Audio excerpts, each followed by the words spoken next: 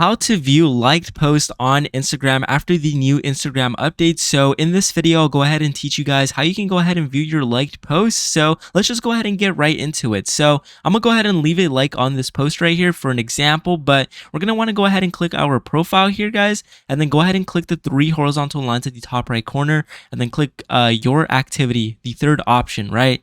Once you go ahead and do that, you should be brought up to the page here where you can actually manage your activity. Now here you'll get a bunch of options that are actually pretty hidden. You're going to want to go ahead and click on photos and videos here, and you're going to want to go ahead and here you can actually see all your photos and videos. I accidentally got it wrong, but it is actually the interactions option here. So go ahead and click on that. Now here you're going to want to go ahead and click on likes.